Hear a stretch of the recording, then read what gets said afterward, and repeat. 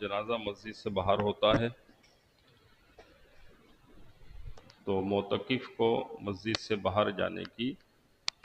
اس میں اجازت نہیں ہوتی کہ وہ نماز جنازہ پڑھنے کے لیے مسجد سے باہر جائے۔ ہاں، اگر جنازہ مسجد کے ممبر کے باہر حصے پہ رکھا ہو، جیسا کہ کسی نہ کسی مسجد میں انتظام ہوتا ہے، ان جگہوں پر جہاں نماز جنازہ گاہ الگ سے نہیں بنی ہوتی تو وہاں محراب کے پاس ایک دروازہ ہوتا ہے اور اس دروازے کے ساتھ فرش بنا ہوتا ہے، اس فرش پر جو ہے میت رکھ دی جاتی ہے مسجد کے باہر، اور پھر محراب کے ہی اندر سے مسجد کے اندر صفیں بن جاتی ہیں، تو ایسی صورت میں پھر معتکف بھی اس نماز جنازہ میں شریک ہو سکتا ہے۔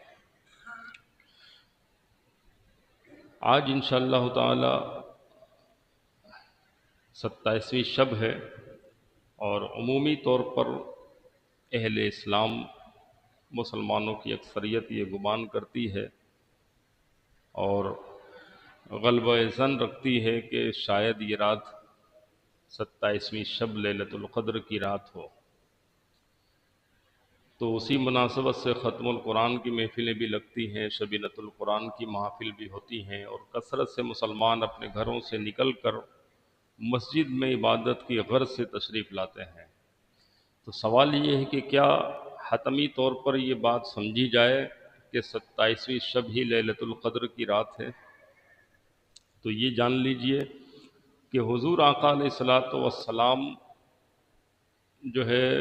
لیلۃ القدر کی تلاش میں آپ نے پورے ماہ رمضان کے روزے رکھے ہیں، اور آپ نے ارشاد فرمایا کہ پہلے عشرے میں میں نے روز اعتکاف کیا تو میں نے لیلۃ القدر کو اس عشرے میں نہیں پایا، پھر میں نے دوسرے عشرے میں اعتکاف کیا، میں نے اس میں بھی لیلۃ القدر کو نہیں پایا، تیسرے عشرے میں جب اعتکاف کیا تو پتہ چلا کہ تیسرے عشرے کی طاق رات میں لیلۃ القدر موجود ہے، اور حضور فرماتے ہیں مجھے واقعتاً مجھے بتا دیا گیا کہ فلاں طاق رات جو ہے لیلۃ القدر کی رات ہے، لیکن پھر مجھے بھلا دیا گیا۔ حضور نے فرمایا کہ اسے تلاش کرو، اور اس کی طاق راتوں میں تم لیلۃ القدر کو تلاش کرو گے تو تم پا لو گے۔ تلاش کرنے کا کیا مطلب ہے؟ تلاش کرنے کا مطلب یہ ہے کہ ہم طاق رات کو عبادت کی اس میں گزاریں، اللہ تبارک و تعالیٰ کی حمد و ثنا میں، قیام میں، رکوع میں، سجود میں، تلاوت قرآن، استغفار میں۔ یہ رات دعا کی رات ہے، استغفار کی رات ہے۔ اللہ تبارک و تعالیٰ بنو کلب کی بکریوں کے بالوں کے برابر بھی، کہیں اس سے زیادہ اپنی اس امت کو، رسول اللہ کی اس امت کو جس کے گناہوں کے سبب اس پر جہنم واجب ہو چکا ہوتا ہے، اللہ تبارک و تعالیٰ اس رات رجوع کرنے کی وجہ سے، توبہ استغفار کی وجہ سے اللہ تبارک و تعالیٰ اس کو نار جہنم سے آزاد فرما دیتا ہے، اور یہی دعا ہم مانگتے ہیں، اللہم اجرنا من النار، اے اللہ ہمیں نار جہنم سے بچا لے۔ تو معتکف تو ماشاءاللہ الحمدللہ ہمہ وقت اللہ تبارک و تعالیٰ کی عبادت میں ہے، تو کوشش کریں طاق رات جو ہے آپ اعتکاف کی حالت میں تو ہیں ہی، عبادت کی حالت میں، لیکن مزید تلاوت قرآن، ذکر و اذکار، تسبیحات، نماز، قیام اللیل اس میں گزاریں تاکہ صحیح معنی میں اعتکاف کی برکتیں حاصل ہو سکیں۔ اور یہی وہ رات ہے لیلۃ القدر کی رات جس میں اللہ تبارک و تعالیٰ نے قرآن پاک نازل فرمایا ہے، اِنَّا أَنزَلْنَاهُ فِي لَيْلَةِ الْقَدْرِ، اللہ ارشاد فرماتا ہے کہ ہم نے اس قرآن کو لیلۃ القدر میں نازل کیا ہے۔ سوال یہ پیدا ہوتا ہے کہ تاریخ ہمیں یہ بتاتی ہے کہ قرآن کریم 23 سال کے عرصے میں نازل ہوا، سب سے پہلی وحی غار حرا کے اندر اتری، اور سب سے آخری وحی حضور آقا علیہ الصلوۃ والسلام کے حجر مبارکہ میں الیوم اکملت لکم دینکم واتممت علیکم نعمتی ورضیت لکم الاسلام دینا۔ تو قرآن کریم تو 23 سال کے عرصے میں نازل ہوا، اور اللہ فرما رہا ہے کہ ہم نے اس کو لیلۃ القدر میں نازل کیا ہے۔ تو یہ فرق کیوں ہے؟ اس میں فرق نہیں ہے، اس کو سمجھنے کی ضرورت ہے۔ قرآن کریم کا نزول 2 مرتبہ ہوا ہے، ایک مرتبہ لوح محفوظ سے، یہ پورا قرآن لوح محفوظ پہ لکھا ہوا ہے، وہاں موجود ہے۔ پہلی مرتبہ نزول ہوا لوح محفوظ سے آسمان دنیا پر، وہ پورا کا پورا جو ہے آسمان دنیا تک نازل کر دیا گیا۔ اور اس کے بعد حضور آقا علیہ الصلاۃ والسلام پر جب پہلی وحی نازل ہوئی تو جبریل امین آسمان دنیا سے وہ حکم الہی کے مطابق اقرأ بسم ربک الذی خلق، وہ 5 آیتیں آپ پہلی مرتبہ لے کر آئے۔ اس کے بعد 23 سال تک حضور آقا علیہ الصلاۃ والسلام پہ قرآن کریم نازل ہوتا رہا، کہاں سے؟ آسمان دنیا سے حضور آقا علیہ الصلاۃ والسلام تک۔ تو یک بارگی نزول لوح محفوظ سے آسمان دنیا تک جو نازل ہوئی، وہ ایک ساتھ قرآن کریم اترا، وہ رات لیلۃ القدر کی رات تھی، جس کے بارے میں اللہ تبارک و تعالیٰ نے ارشاد فرمایا انا انزلناہ فی لیلۃ القدر، اور اس کی اہمیت بتائی وما ادراک ما لیلۃ القدر، تمہیں کیا پتا، تم کیا جانو کہ لیلۃ القدر کیا ہے؟ لیلۃ القدر خیر من الف شہر، فرمایا لیلۃ القدر، قدر کی جو رات ہے وہ 1000 مہینوں کی راتوں سے افضل ہے۔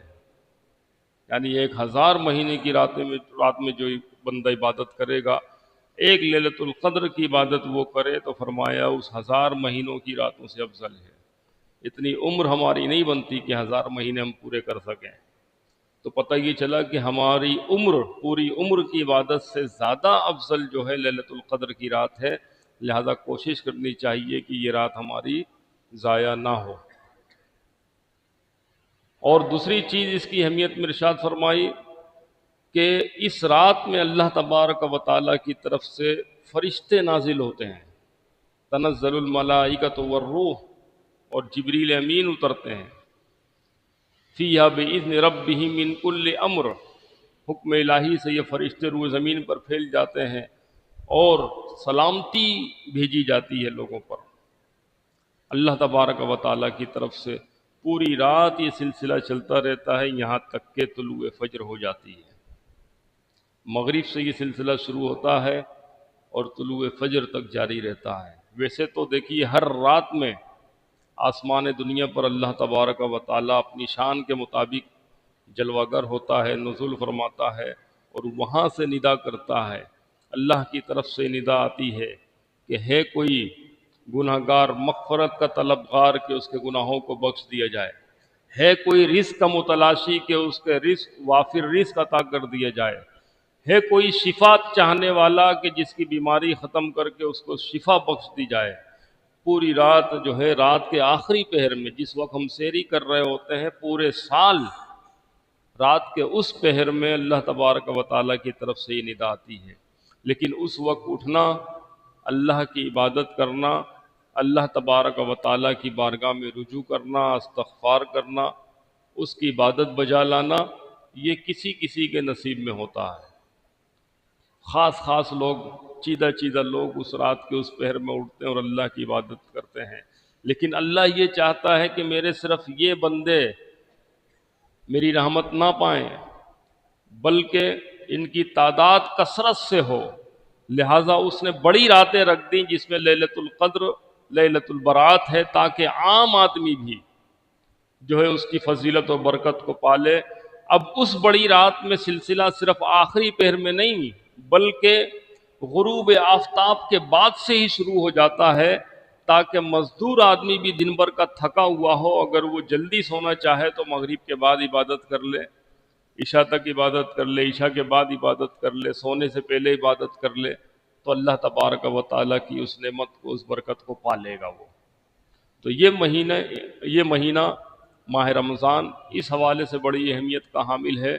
کہ اس میں لیلۃ القدر موجود ہے، اور لیلۃ القدر کو سب سے زیادہ اہمیت اس لیے حاصل ہے کہ اس رات میں اللہ تبارک و تعالیٰ نے قرآن پاک نازل فرمایا ہے، اور اس رات میں فرشتوں کا نزول ہوتا ہے پورے اہتمام کے ساتھ، اور اس رات میں اللہ تبارک و تعالیٰ کی طرف سے سلامتی ہی سلامتی نازل ہوتی رہتی ہے، حتی مطلع الفجر، یہاں تک کہ طلوع فجر ہو جاتی ہے۔ اللہ رب العالمین سے دعا ہے کہ اللہ تبارک و تعالیٰ ہم سب کو لیلۃ القدر کی برکتیں عطا فرمائے، اور اس کی برکت سے ہم سب کے تمام صغیرہ کبیرہ گناہوں کو معاف فرمائے۔ اس کی ایک بڑی اچھی دعا ہے، اللہم انک عفو کریم تحب العفو فاعف عنا یا کریم۔ یہ دعا کثرت کے ساتھ پڑھیں، اور یہ دعا حضور آقا علیہ الصلوۃ والسلام لیلۃ القدر کی رات میں کثرت سے پڑھتے تھے۔ اس کا ترجمہ دیکھ لیں، اللہم انک عفو کریم،